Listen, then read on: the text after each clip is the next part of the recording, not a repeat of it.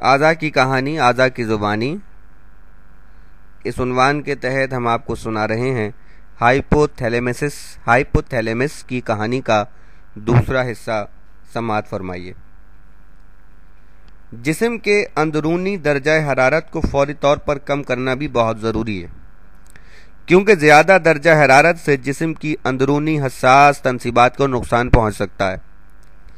اس کے لیے میں پسینے کے غدود کو اپنا کام شروع کرنے، جلد کے مسامات کو کھل جانے اور جسم کے بیرونی حصوں کی طرف خون لے جانے والی خون کی نالیوں کے چوڑا ہو جانے کے لیے دماغ اور جسم کے مختلف حصوں کے درمیان احکامات کی ترسیل اور ان پر عمل درآمد کو یقینی بناتا ہوں۔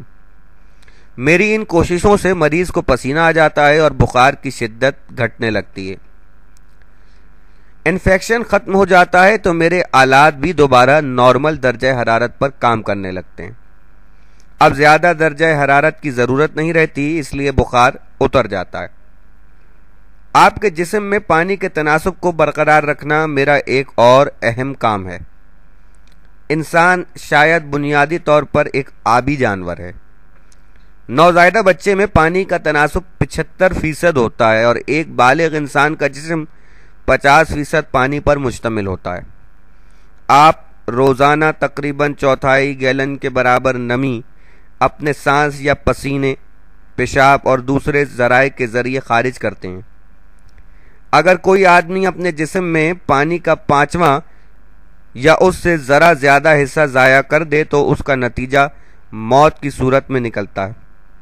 اسی لیے مجھے اس حساس ذمہ داری کو بڑی مستعدی کے ساتھ ادا کرنا ہوتا ہے۔ جیسے ہی میرے حساس آلات مجھے یہ اطلاع فراہم کرتے ہیں کہ آپ کے خون میں پانی کی کمی کے سبب نمکیات کی مقدار بڑھ رہی ہے تو میں اس کی اطلاع پیچیوٹری گلینڈ کو فراہم کرنے کے ساتھ ساتھ اس سے ایک ہارمون خون میں جاری کرنے کی درخواست کرتا ہوں۔ پیچیوٹری گلینڈ میری اس سمری کے مطابق ایک مخصوص ہارمون خون میں جاری کرنے لگتا ہے۔ اس ہارمون کو اینٹی ڈائیوریٹک ہارمون یا مختصراً ADH کہا جاتا ہے۔ اس ہارمون کے اثر سے گردے عام حالات کے مقابلے میں زیادہ پانی جذب کرنے کے قابل ہو جاتے ہیں۔ زبان، منہ، حلق اور غذا کی نالی کو ہاضمے کی رطوبت یعنی لعاب دہن فراہم کرنے والی سیلیوری گلینڈز اس ہارمون کے موصول ہوتے ہی فوراً اپنی پیداوار روک دیتے ہیں۔ ایسے میں پیشاب کم اور گاڑھا آنے لگتا ہے۔ اس طرح جسم میں موجود تمام آبی ذخائر خون میں شامل ہو کر نمکیات کے بڑھتے ہوئے اثرات کو ختم کر دیتے ہیں۔ پانی کے اندر پہنچتے ہی ایمرجنسی ختم ہو جاتی ہے اور تمام کام جلد ہی دوبارہ معمول کے مطابق سر انجام پانے لگتا ہے۔ اس کے برعکس کبھی کسی وجہ سے آپ کے خون میں پانی کا تناسب بڑھ بھی جاتا ہے۔ یہ اطلاعات جیسے ہی مجھے موصول ہوتی ہیں تو میں پیچیوٹری گلینڈ کو خطرے کا سگنل روانہ کر دیتا ہوں۔ پیچیوٹری گلینڈ فوراً ہی گردوں کو ADH نامی ہارمون کی سپلائی منقطع کر دینے کا حکم جاری کرتا ہے۔ اس کے نتیجے میں گردے زیادہ پانی جذب کرنے کی صلاحیت سے محروم ہو جاتے ہیں اور اضافی پانی کو ضائع کرنے لگتے ہیں۔ اب آپ بار بار باتھ روم جاتے ہیں اور اضافی پانی پیشاب کی صورت میں خارج ہونے لگتا ہے۔ کیا آپ اپنے جسم میں موجود اس زبردست حیران کن انتظامات کے بارے میں پہلے کبھی سوچا کرتے تھے؟ آپ نے کبھی سوچا تھا؟ خدا نہ کرے کہ اگر یہ نظام کام نہ کرے تو آپ کتنی مشکلات میں گرفتار ہو سکتے ہیں۔ اسی طرح کا معاملہ آپ کی بھوک سے متعلق ہے۔ یہ اطلاع بھی دراصل میں ہی آپ کو فراہم کرتا ہوں کہ آپ کو بھوک لگ رہی ہے۔ اگر میں نہ ہوں یا مجھ میں کوئی نقص پیدا ہو جائے تو آپ کو کبھی معلوم ہی نہ ہو کہ آپ کے جسم کو غذا کی ضرورت ہے، اور اگر کسی طرح آپ کو اس کا کسی حد تک اندازہ ہو بھی جائے تب بھی کوئی چیز چبانا اور اسے نگلنا آپ کے لیے آسان کام نہیں ہوگا۔ بھوک لگنا کوئی معمولی بات نہیں، یہ قدرت کی عظیم نعمت ہے جس کی قدر صرف وہی لوگ کر سکتے ہیں جنہیں بھوک نہ لگنے کا تجربہ ہو چکا ہو۔ भूख लगने से पहले, उसके दौरान और उसके बाद आपके जिस्म में बेशुमार पुरस्रार और पेचीदा इंतजामात किए जाते हैं।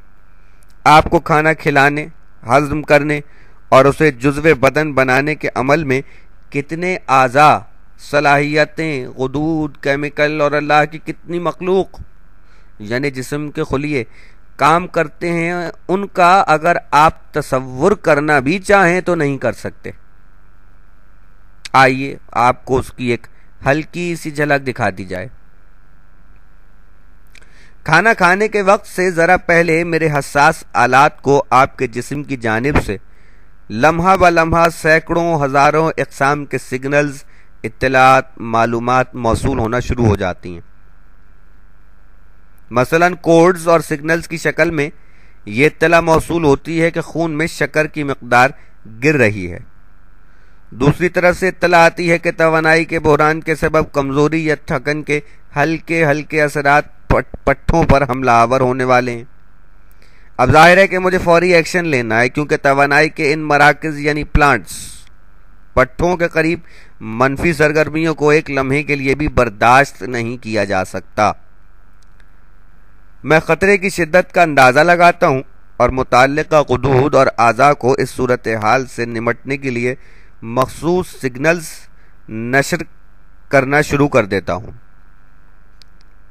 मुख्तलिफ आज़ा और ग़ुदूद मुख्तलिफ अंदाज से अपना अपना काम शुरू कर देते हैं। सालियोरी ग्लैंड्स अपनी पैदावार तेज कर देते हैं और आपके मुंह में निगलने और ग़िज़ा को हज़म करने में मदद देने वाली रतूबत में इजाफा हो जाता है। यह रतूबत आपके मुंह, हल्क और ग़िज़ा की नाली और मैदे तक फैल जाती है। ज़बान पर जायका महसूस करने वाले भारों की हसासियत में इजाफा हो जाता है। अब गरम रोटी की महक या सालन की हल्की सी खुशबू से भी आपके मुंह में पानी भर आता है और आपको मालूम हो जाता है कि भूख नाकाबिले बर्दाश्त हो गई है। मेरे खुलियों को दो ग्रुप तो शायद सिर्फ खाने पीने के मामलात ही को संभालने के जिम्मेदार हैं। ये दो ग्रुप ये बताते हैं कि खाने पीने की ज़रूरत किस वक्त है, कौन सा खाना पसंद आ रहा है।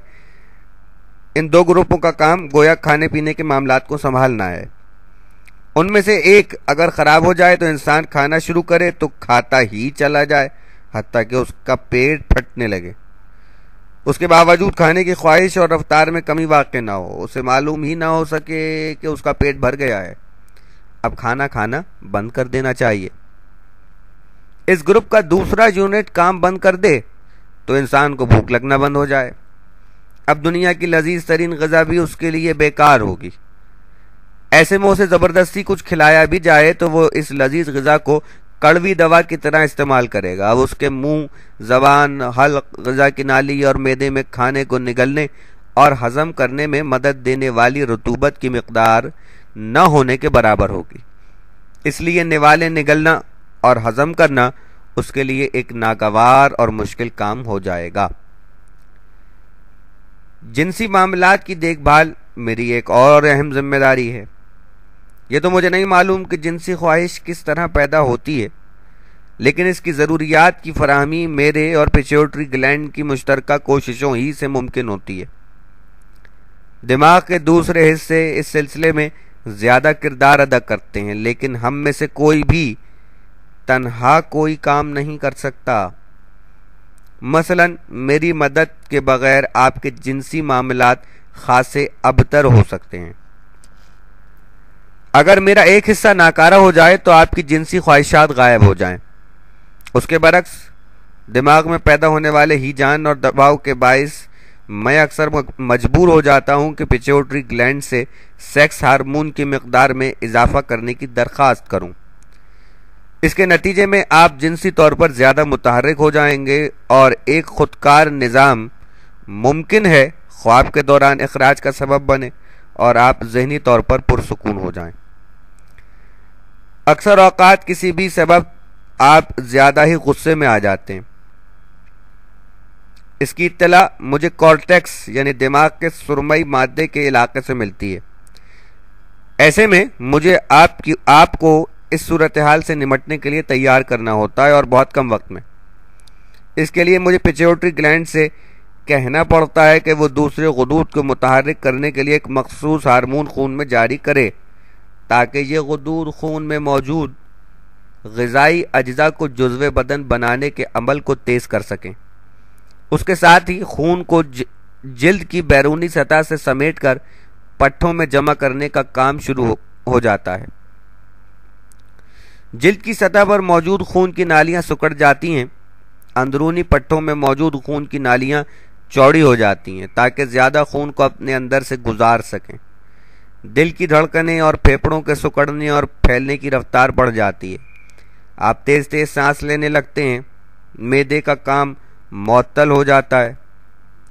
दिल ज़्यादा खून पंप करने लगता है। गुर्दों का काम बढ़ जाता है और आप अपना मसाना खाली करने के लिए बाथरूम का रुख करते हैं। शदीद गुस्से की हालत में जिस्म के अंदर और भी कई तब्दीलियां रूनुमा हो जाती हैं।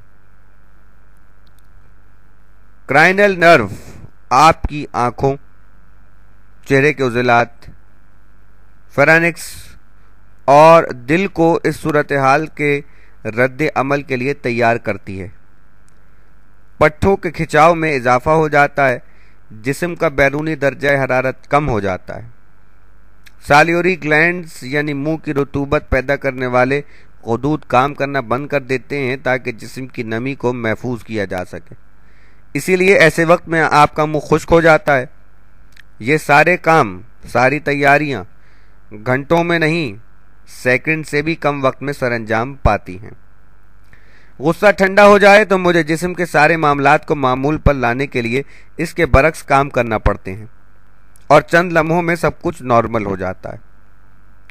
गुस्सा ही नहीं, नफरत, हसद और इंतकाम के जज्बात भी मुस्तकिल रहें तो उनकी शिद्दत के तनासब से जिस्म के अंदर इसी तरह की हालत बरकरार रहती है और ये आपकी ज़िंदगी के लिए शदीद ख़तरात पैदा कर सकती है। आपके बैरूनी माहौल में क्या हो रहा है मुझे इससे मतलब नहीं और ना ही इस पर इख्तियार है। मेरी जिम्मेदारी आपके जिस्म के अंदर के माहौल को कंट्रोल करना है। खुशकिस्मती से खतरात से मुझे कम ही वास्ता पड़ता है। अलबत्ता मेरे करीब पैदा होने वाले ट्यूमर रसौली मेरे लिए भी खतरात पैदा कर सकते हैं। दिमाग को मिलने वाले खून की फराहमी किस वजह से रुक जाए, किसी भी वजह से रुक जाए तो ऐसी सूरत हाल में भी मेरे लिए खतरात बढ़ जाते हैं। आपने मेरी खिदमत की सिर्फ चंद झलकियां देखी हैं, सिर्फ चंद बातें मैंने आपको सुनाई हैं। ये खिदमत मैं आपकी ज़िंदगी भर खामोशी के साथ मुफ्त फराहम करता हूँ। इतनी खामोशी के साथ कि आपको मेरे वजूद का इल्म भी नहीं हो पाता। क्या दुनिया का कोई इंसान या इदारा आपके लिए इनमें से कोई भी खिदमत किसी भी कीमत पर अंजाम दे सकता है? मैं आपके लिए इतना कुछ करता हूँ, आप मेरे लिए क्या कर सकते हैं? शायद कुछ भी नहीं या शायद बहुत कुछ। सेहतमंद सोच और शुक्र अदा करने की आदत यकीनन मेरी कारकर्दगी और आपकी ज़िंदगी में इजाफे का सबब बनेगी। क्या आप मेरी खातिर इतना भी नहीं कर सकते?